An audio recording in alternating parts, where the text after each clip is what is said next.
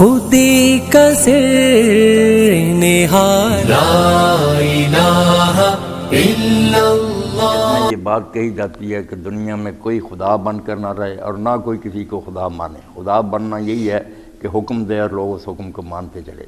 اللہ کے حکم کی بجائے بندے جب اپنا حکم چلانا شروع کر دیتے ہیں، یہ خدائی دعویٰ ہوتا ہے۔ نام وہ لیں اس کا کہ ہم رب ہیں یا خدا، یا نہ لیں، جس کا یہ کہنا نا کہ میرا کہنا ہی حکم ہے، وہ رب ہے۔ اور جو اس کو مانتے ہیں وہ مشرک ہیں، اس کو اپنا رب بنائے بیٹھے ہیں۔ اس لیے اسلام جب لا الہ الا اللہ کہتا نا تو وہ کوئی ایسی بات نہیں کہتا کسی دوسری دنیا سے جس کا تعلق ہو، اسی دنیا سے، کہ سرمایہ دار ہو، کوئی مذہبی پیشوا ہو، کوئی سیاسی حکمران ہو، جو بھی اپنا حکم چلا رہا اور بندے اس حکم کو مار رہے، بغاوت کرو، سارے جو ہے نا خدا کے بندے بن جائیں، حکمران بھی بندے بن جائیں، لوگ بھی صرف اللہ کے بندے بن۔ یہ ہے انقلابی دعوت۔ اور اس کے لیے مولانا کہتے ہیں جہاد کی ضرورت اس لیے ہے کہ اگر وہ پارٹی ایسا نہ کرے گی کہ اس حکومت کا تختہ نہ الٹے جو اللہ کے قانونوں کی بجائے اپنے قانون چلا رہی ہے، تو پھر یہ منافق ہی ہوں گے نا کہ ان کا عقیدہ تو ہے کہ یہ قانون غلط ہے اور اس میں رہ رہے ہیں، اس کے پرزے بن جاتے ہیں، ملازمتیں شروع کر دیتے ہیں۔ تو مولانا کہتے ہیں ایک وقت آتا کہ پھر وہ خود ان کے پرزے بن کر نا اس کافر نظام کو چلاتے ہیں۔ اور یہی کئی مرتبہ بحثیں مولانا مودودی سے ہوئیں، وہ بڑی تفہیمات میں بحث ہے کہ تھانوی صاحب کے جو خلیفے تھے وہ انسپیکٹر تھے، پولیس میں یہ تھے۔ مولانا کا یہی تو قیامت ہے کہ جب غیر اسلامی نظام میں رہنا شروع کریں، پہلے تو کہتے ہیں مجبوری ہے، پھر کہہ دیتے ہیں یار اس کے سوا چارہ کوئی نہیں، پھر کہتے نہیں یہ تو بڑی اچھی ہے، پھر اس میں ہی خود پردے بن جاتے، اس کو چلاتے ہیں۔ اور وہ افسر بڑا دیانتدار سمجھا جاتا جو کافر حکومت کی اچھی خدمت کرے، اس کی وہ ساری نیکی کافر حکومت کی مدد کے لیے ہو جاتی ہے۔ اس لیے اللہ کا دین کہتا ہے اگر تم اپنے ایمان میں سچے ہو تو اپنے عقیدے اور نظریے کی حکومت لاؤ تاکہ تم بھی اپنے عقیدے کے مطابق زندگی بسر کر سکے، اور اس سے نمونے کو دیکھ کر باقی دنیا بھی متاثر ہو کہ یہ یار ایک مسلمان اس طرح براتے ہیں، کیسی عدل و انصاف کی حکومت۔ تو اگر کہتے ہیں وہ جہاد نہ کرے، یعنی کوشش نہ کرے اس اسلامی حکومت کو قائم کر لے، تو وہ لوگ منافق ہی ہوگا۔ وہ اپنے عقیدے میں بے ایمان ہے کہ کہتا ہے کہ یہ نظام باطل ہے، اس کی جگہ اللہ کا قانون ہونا چاہیے، مگر لاتا نہیں۔ یہ بات نا مولانا نے کہی کہ مسلمان جو ہے نا وہ کوئی ایسی پارٹی نہیں کہ جیسے مزدوروں آ جاؤ، کسانوں آ جاؤ، اس طرح کی دعوت نہیں۔ اے انسانوں، بے شک وہ سرمایہ دار ہوں تو سارے نیک بن جائیں، سرمایہ دار نیک بن جائے تو وہ عثمان غنی اور عبد الرحمن مراؤ بن جائے، اور مزدور اگر نیک بن جائے تو وہ بھی فقیر درویش بن کر اسلام میں رہے، سارے حقوق برابر۔ مگر یہ نہ طبقاتی جنگ پیدا کرتا کہ ایک پارٹی کو مزدوروں کو کارخانہ والوں سے لڑا دو، ایک ظلم ختم کر کے دوسرا ظلم جاری کر دو۔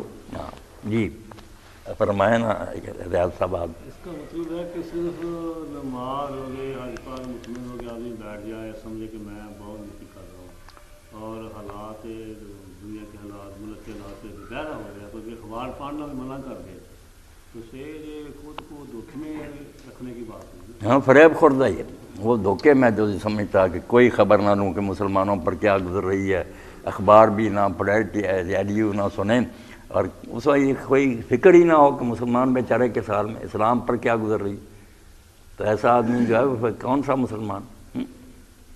بالکل صاف حدیث میں آیا کہ جس کو مسلمانوں کے امور کی فکر نہیں وہ ہم میں سے نہیں، وہ کوئی مسلمان۔ مسلمانوں کو تو سب کو ایک دکھ ہونا چاہیے، ایک ہی غم ہونا چاہیے کہ اسلام کیوں دنیا میں بے کسر مظلوم بن گیا، اللہ کا دین تھا، اس کو تو غالب ہونا چاہیے تھا۔ یہ بڑی کسوٹی کی بات ہے کہ جماعتوں کو پرکھنا، تنظیموں کو، تو یہی دیکھو وہ اسلامی حکومت کے لیے یہ کوشش کر رہی ہیں، ٹھیک ہے کہ وہ بنی بنائی کہیں سے نہیں آئے گی، اس کے لیے تیاری کرنی، تربیت بھی کرنی، سب کچھ، مگر سامنے یہ منزل تو ہو نا، وہ لوگوں کو بتائیں تو صحیح کہ جانا ادھر ہے۔ اور جو کھڑے ہوتے کہہ دیں ہم ووٹ نہیں چاہتے، ہم نوٹ نہیں چاہتے، ہم تو چاہتے ہیں اللہ کے کلمہ کے لیے نکلو، اور اللہ کا کلمہ اور ہے کیا؟ اگر تم ووٹ نہیں چاہتے تو اللہ کا کلمہ پھر کیا؟ ٹھیک ہے تم یہ کہو کہ بروں کو ووٹ نہ دو، یہ بات کہو دین کی، یہ کیوں کہتے ہو کہ ہمیں حکومت سے کچھ تعلق ہی، ہم سیاست میں حصہ نہیں لیتے؟ جو اٹھتا ہے نا، کئی مولوی حضرات بھی اشتہار دیتے ہیں ہمارا کسی سیاسی معاملے سے کوئی طرح، بھائی نادانو، وہ دین کون سا جس کا سیاست سے تعلق نہیں؟ اللہ کے رسول علیہ السلام تو صحیح حدیث میں فرماتے ہیں کانت بنو اسرائیل تسوسہم الانبیاء، سیاست کا لفظ استعمال کیا کہ بنی اسرائیل کی سیاست ان کے نبی کرتے تھے، ان کے ہاتھ میں امت کا باغ ڈور ہوتی تھی، وہ عوام کی فکر کرتے تھے، ان کے حالات کو درست رکھتے تھے، تو فرمایا اب نبی تو نہیں، خلیفے ہوں گے. تو دین کا تصور جب ریاض صاحب ذہنوں سے اصلی نکل گیا نا، اور اس کی بجائے یہ پوجا پاٹ کا ایک دھرم رہ گیا، تو لوگ سمجھتے ہیں مسجد میں جا کر سجدہ کر کے آ گئے، پھر ہم لبرل ہیں، ہم سیکولر ہیں، جیسے چاہیں کمائیں کھائیں، جیسے چاہیں رہیں. وہ عبادت گاہ کی حد تک کہتے ہیں.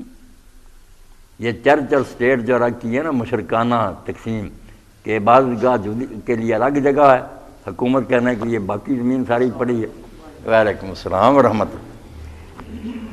سارا فتنہ اسی کا، ہوئی دین و دولت میں جس دم جدائی، ہوس کی امیری ہوس کی امیری. جب سے یہ جدا ہو گئے حکمرانوں کو دین کی پرواہ نہیں، دینداروں کے پاس حکومت نہیں. بڑا ایک گمراہی ہے یہ. گمراہی. سبحان ربك رب العزة عما يصفون وسلام على المرسلين والحمد لله رب العالمين وصلى الله على سيدنا محمد وعلى آله